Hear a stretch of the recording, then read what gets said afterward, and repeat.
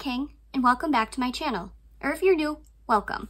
Today I'm launching the Editor Diaries, in which I walk you through what it's like to be an editor of a literary magazine, journal, or press. From the first spark of an idea to the finished product, I'm excited to demystify this process. For many writers, the dream of starting their own literary magazine might seem beyond reach.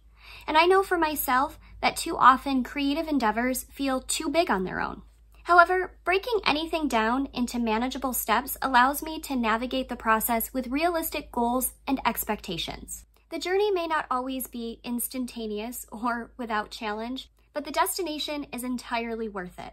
Inspired by the way I tackle my own projects, I'm excited to take you step by step through this process of starting a literary magazine.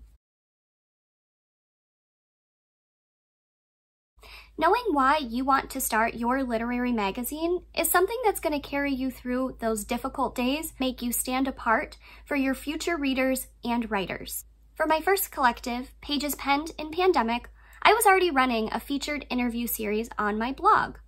And in this, creators were documenting their process of writing during the pandemic.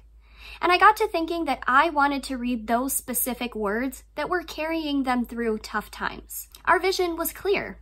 Whether poetry, short stories, flash fiction, novel excerpts, or essays, we wanted work that was written during 2020.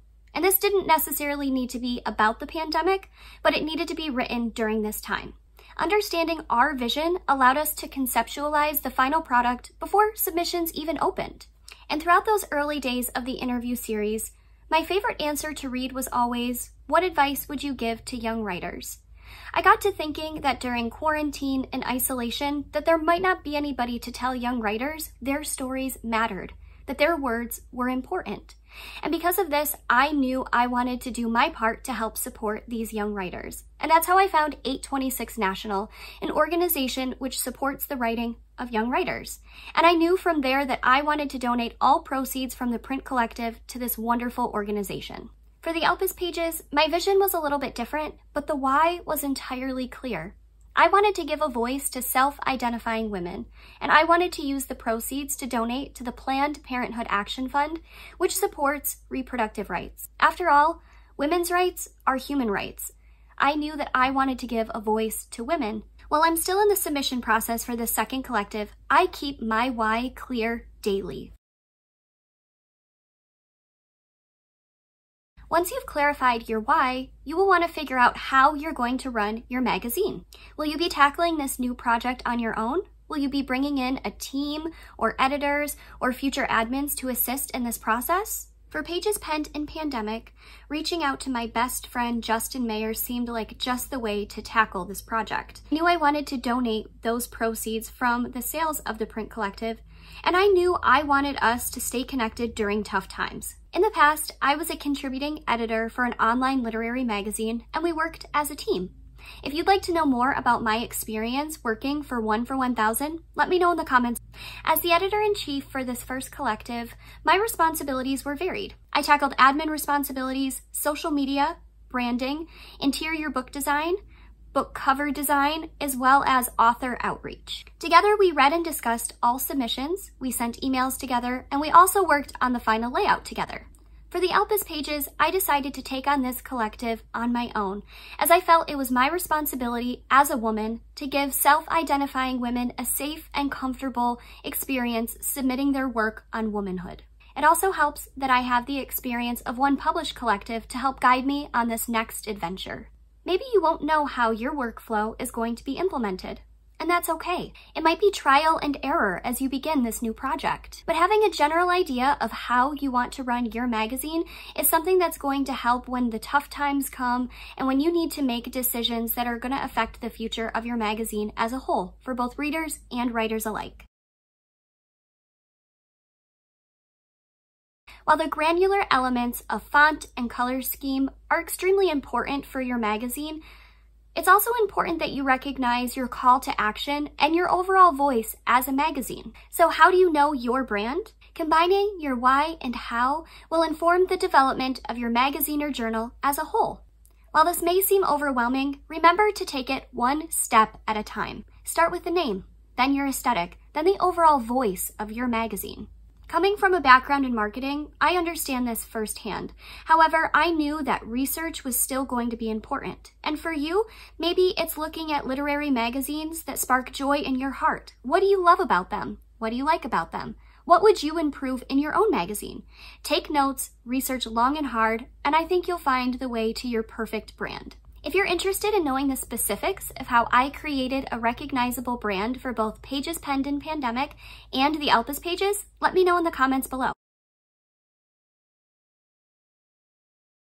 While there are many fantastic videos already on AuthorTube about creating a platform for your brand, I can't stress the importance of creating social media for your literary magazine as well. To begin, I would look at which platforms you're already comfortable using, or perhaps places where you've previously found submission opportunities. For myself, I knew this was going to be Instagram and Twitter, as this is where I found many opportunities to submit my own work, both poetry and short stories.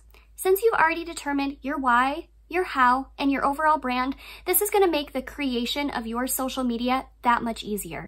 From personal experience, I find it very helpful to launch your profiles before you open submissions. This will allow you to start building your writing community, to get the word out, and when it's time to open those submissions, scream it at the top of your lungs or maybe just send a tweet. As submissions are a major component of any literary magazine, ensuring you understand your guidelines before you launch your new project is something that is going to go a long way for both you and your future contributors. Some details to consider for general guidelines include: how many pieces will you accept? What genre are you looking to read? Will you be featuring a certain demographic or age range in your submissions? Do you have a specific word count you're looking to feature? Will you be accepting simultaneous submissions, or do you prefer they only submit to you? How will you handle pieces being withdrawn? Will you have rolling submissions or a firm deadline? Making sure what you're looking for is clear and stated in your submission guidelines will go a long way in helping you find work that you want to read, that you want to publish, work that you can champion, and writers that you can celebrate. While it's important to note what you are looking for, ensuring readers and writers alike know what you aren't looking for is just as important.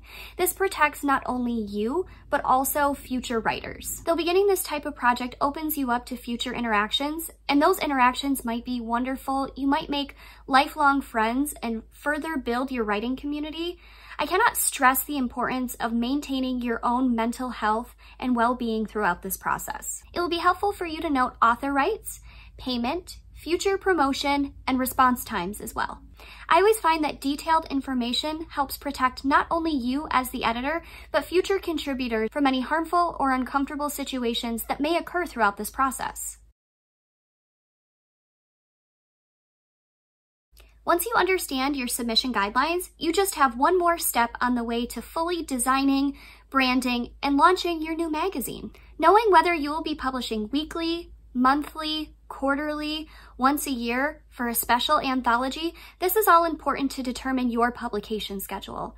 I always find that having those deadlines and knowing how much time it's going to take to put out work into the world helps my mental health, and it helps writers to understand when they get to see their work published. That's all for part 1 of the Editor Diaries. I hope you'll join me for my next video where I take a deep dive into the submission process. I'll be breaking down how I organize my submissions, as well as how I navigate acceptances and rejections, and ultimately how I handle each writer's work with care.